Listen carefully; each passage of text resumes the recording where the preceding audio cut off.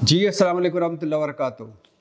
आफ्ताब इकबाल गिरफ़्तार हुए, रिहा हो गए, और या मकबूल जान गिरफ़्तार हुए, घर वापस पहुंच गए। लेकिन इमरान रियाज ताहाल गिरफ़्तार हैं और अभी तक घर वापस नहीं पहुंचे। गुज़श्ता रोज़ chief justice Lahore high court Ameer Bhatti ने इमरान रियाज की बाजियाबी के लिए DPO सियालकोट को 48 घंटे की मोहलत दी है और कहा है कि उन्हें पेश किया जाए। लाहौर हाई कोर्ट में इमरान रियाज की बाजियाबी की दरख्वास्त उनके वालिद और उनकी फ़ैमिली ने दी। उनके वकील पेश हुए और चीफ़ जस्टिस ने समाअत 18 मई तक मुलतवी करते हुए कहा कि इमरान रियाज से मुतल्लक तमाम रिकॉर्ड और CCTV फुटेज जमा करवाई जाएं। और chief justice Lahore high court ने कहा कि तमाम एजेंसीज़ को हुक्म देते हैं कि इमरान रियाज खान को बाजियाब कराने में पुलिस की मुआवनत करें। Chief justice Lahore high court justice Mohammad Amir Bhatti ने इमरान रियाज के वालिद मोहम्मद रियाज की बाजियाबी की दायर दरख्वास्त पर समाअत की। अदालत ने SHO को शोकाज नोटिस जारी करते हुए 7 रोज़ में जवाब जमा करवाने का हुक्म दे दिया और 7 रोज़ के लिए इन्हें मुअत्तल किया। लेकिन बाद अज़ां SHO को का जो मुअत्तली का नोटिस था वो मुअख्खर कर दिया और SHO को शोकाज नोटिस जारी करते हुए जवाब तलब कर लिया। इमरान रियाज का आपको पता है कि वो सियालकोट के करीब समड़ियाल है, वहाँ से जो सियालकोट एयरपोर्ट ही कहलाता है, वहाँ वो उन्हें गिरफ़्तार किया गया था और वहाँ से वो ओमान जाना चाह रहे थे। इमरान रियाज ओमान जाना चाह रहा था और वहाँ से उन्हें गिरफ़्तार किया सियालकोट पुलिस ने। उसके बाद जब इमरान रियाज के वालिदैन लाहौर हाई कोर्ट में पहुँचे और उन्होंने दरख्वास्त दी तो सियालकोट पुलिस ने ये कहा कि हमारी तरफ से वो रिहा हो गए हैं और हमने उन्हें रिहा कर दिया है। लेकिन और चीफ़ जस्टिस अमीर भट्टी साहब ने सियालकोट पुलिस को कहा है कि आप जो रिहाई की सारे रिकॉर्ड और CCTV फुटेज जिसमें वो लगे कि ये रिहा हो गए हैं वो सारा पेश करें। और SHO को भी उन्होंने SHO को पूछा कि आपने किस दरख्वास्त पर उन्हें गिरफ़्तार किया गया था, तो उनके पास कोई जवाब नहीं था। और बल्कि बाद में पता चला कि पहले गिरफ़्तार कर लिया, बाद में वो मुकदमा इंदराज किया और फिर वो मुचलके पे इंदराज नज़र ना आया। फिर इसके अलावा वो कोई तसल्ली बख्श जवाब ना दे सके SHO, और DPO ने सारा मामला SHO पे फेंक दिया। तो SHO को पहले अदालत ने मुअत्तल किया, फिर मुअत्तली का मुअख्खर करके शोकाज नोटिस दिया और DPO सियालकोट को कहा कि वो 48 घंटे में इमरान रियाज का एक तो सारा वो रिकॉर्ड पेश करें कि गिरफ़्तार किस तरह किया, रिहा कब हुए। अगर आप कहते हैं कि वो आपसे रिहा हो गए हैं तो वो रिहा की CCTV फुटेज और रिकॉर्ड पेश करें।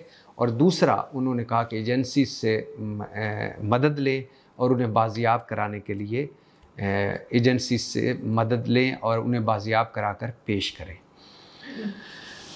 ये इमरान रियाज साहब तीसरी मरतबा गिरफ़्तार हुए हैं। उनके जो गुफ्तगू है या उनके ख़यालात हैं उस पर हम जैसे सारे जो उनके दोस्त भी हैं वो भी इख्तलाफ़ करते रहे उनसे, और कई दफ़ा प्रोग्रामों में भी हमने किया है। वो हार्ड लाइन लेते हैं और जैसे चीफ़ जस्टिस अमीर भट्टी साहब ने अपनी समाअत में भी कहा कि एक कानून है आज़ादी इज़हार राय का कि हर बंदा अपनी राय में आज़ाद है। अगर ये कानून है तो फिर गिरफ़्तारियाँ क्यों, और अगर गिरफ़्तारियाँ हैं तो इस कानून को ख़त्म कर दें। फिर उन्होंने ये भी कहा कि क्या मिलता है ऐसी गिरफ़्तारियों से, क्या ऐसे मकसद और हासिल वसूल होता है।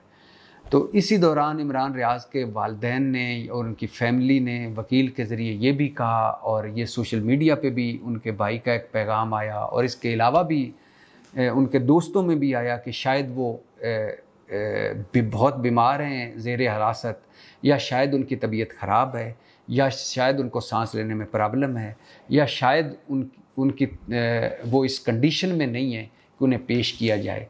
तो ये अभी तक इसके बारे में कोई कंफर्म ख़बर नहीं, और अल्लाह करे ऐसा ना हो। अल्लाह करे वो खैर आफ़ियत से घर वापस पहुँचें। अल्लाह करे वो जो भी मुकदमा है वो मुकदमा उन पे कायम तो वो उसको भुगतें और कानून के मुताबिक, और फिर वो वापस घर आ जाएं। अब आज़ादी इज़हार राय या ये आज़ाद और जमहूरियत, आज़ाद सहाफ़त, आज़ाद जमहूरियत या मज़बूत सहाफ़त, मज़बूत जमहूरियत, और हर नुक्ता नज़र सुनना, इख्तलाफ को बर्दाश्त करना, तनकीद को बर्दाश्त करना, ये सारी चीज़ें हैं मुहज़्ज़ब मुआशरों में। वो मुआशरा जहाँ आइन की हुक्मरानी हो, जहाँ कानून की नज़र में सब बराबर हों, जहाँ असली जमहूरियत हो, और जहाँ लोगों की वैल्यूज़ हों, कोई असूल हो, कोई मंतक हो, कोई अखलाकियात हो। अब सोशल मीडिया बिलाशुबा मैं और हम सारे दोस्त इस हक़ में, इमरान रियाज समेत हम सारे इस हक़ में, कि सोशल मीडिया किसी की भी पगड़ी उछाल देता है, किसी पे भी झूठा इल्ज़ाम लगा देता है, कोई भी झूठे ट्रेंड चला देता है। सोशल मीडिया ना बेडरूम देखता है, ना किसी की रेड लाइन देखता है, ना किसी को इल्ज़ाम सच्चा या झूठा है, धड़ाधड़ चली जा रहे होते हैं। सोशल मीडिया को रेगुलेट भी करना चाहिए। साफ़ी मादर पिदर आज़ाद भी नहीं होते, उनको भी एक रेड लाइन के अंदर रहना चाहिए, और उनके भी जहाँ उनके हकूक़ हैं वहाँ उनके फ़राइज़ भी हैं। झूठ ना फैलाना चाहिए, ना झूठ बताना चाहिए, झूठे इल्ज़ाम ना लगाने चाहिए, ना झूठे इल्ज़ाम फैलाने चाहिए, ना किसी पे ऐसी तनकीद करनी चाहिए जिसका कोई जवाज़ ही ना बनता हो, ना किसी सबूत के बगैर इल्ज़ामात लगाने चाहिए। लेकिन इन सारों के होते हुए भी बहुत सारी ऐसी चीज़ें हैं जो पिछले 13 महीनों में PDM के यही नवाज शरीफ साहब, यही शहबाज शरीफ, यही जरदारी, यही मौलाना साहब, इनके 26 नुकात थे 3.5 सालों में, और ये कहते थे फ़ौज सियासत से आउट हो जाए, एक इनका मेन मुद्दा। दूसरा मजबूत सहाफ़त चाहते थे, आज़ादी इज़हार राय इनका मंसूब था पॉइंट, और तीसरा सिविलियन बालादस्ती और असल जमहूरियत, ये इनका पॉइंट्स, इनके 26 में से चंद पॉइंट्स थे। जब ये इक़्तिदार में आए फ़िरौन बन गए, सारा कुछ भूल गए।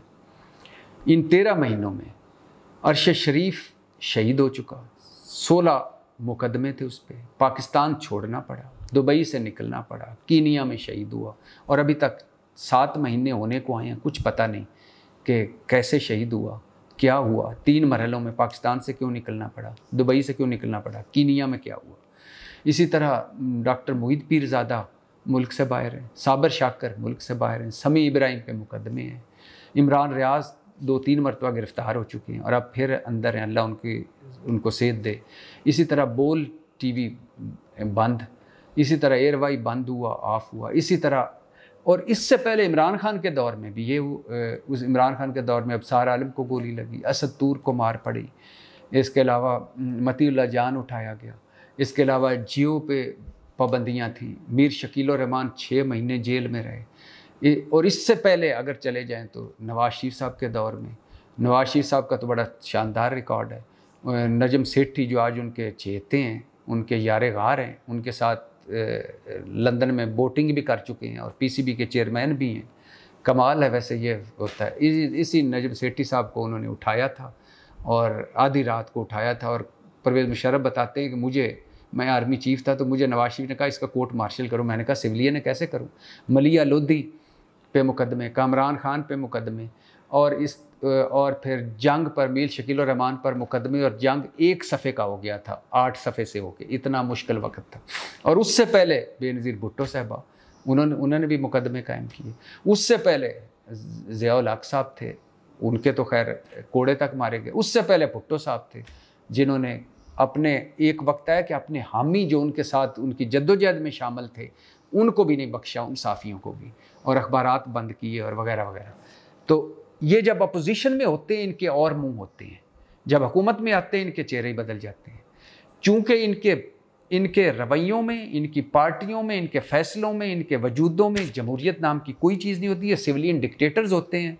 तो लिहाजा ये कोई पासदारी नहीं करते। जो हमारे हक़ में है वो ठीक है, जो मुखालफ है उसको फ़ारग करो।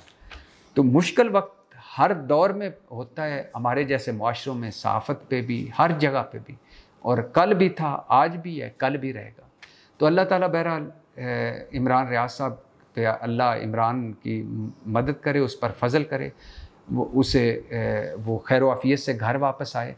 कि बाकी तो सारा चलता ही रहता है, लेकिन वो बाप भी है, बेटा भी है, भाई भी है, और उसकी माँ भी है। उसकी माँ के आंसू भी हमने देखे, उसके बाप की बेचैनी, उसकी बीवी, उसके बच्चे। अल्लाह उस पर रहम करे, फजल करे।